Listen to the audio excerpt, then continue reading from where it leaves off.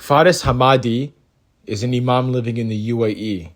And in this tweet, it seems like he's trying to justify Muslims being deported from Muslim countries to non-Muslim countries like China, where they will be forced to renounce Islam, they'll be persecuted for their religion, they'll be put in concentration camps and possibly killed.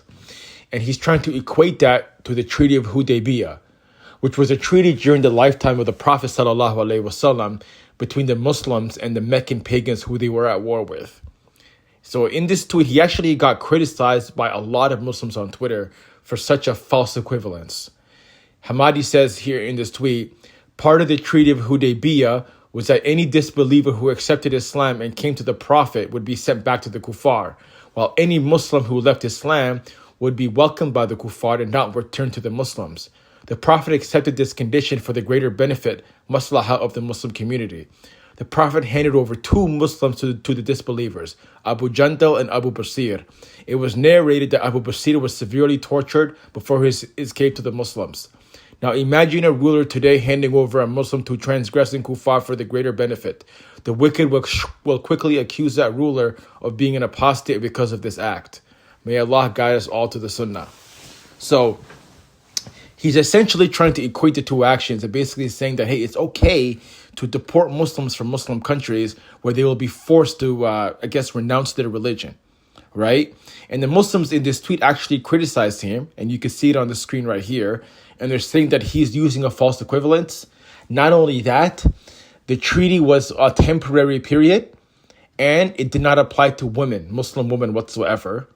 And Abu Basir actually went back and he actually fought the Meccan pagans and he carved out his own independence away from them.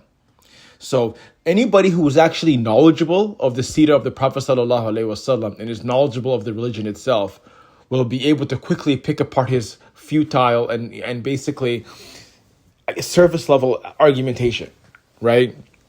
Muslims during the time of the Prophet ﷺ were guaranteed victory by Allah in Surah Al-Fath. And also, there was a greater benefit in mind, right? What is the greater benefit of Saudi Arabia deporting Uyghur Muslims from Saudi Arabia to China, where they will be forced to, renounce their religion? Same thing with Muslims in Egypt and UAE and Turkey. They're not doing it for the benefit of their religion. They're not trying to justify, they're not trying to, strengthen the religion. What they're trying to do is chase economic benefit. They're trying to chase strategic ties. They don't want to upset the Chinese president, so they will toe the line. And that is the reason why you see Muslims being deported from Muslim countries where they should be protected, and now they're being deported to China where they'll be forced to apostatize from Islam. And a lot of the Chinese government officials actually admit that's what they're doing. And they deny that it's a genocide, because in their eyes, a genocide is people have to be killed in order for there to be a genocide. But as Muslims, we understand that being forced to renounce Islam is actually worse than a genocide. It's worse than being killed.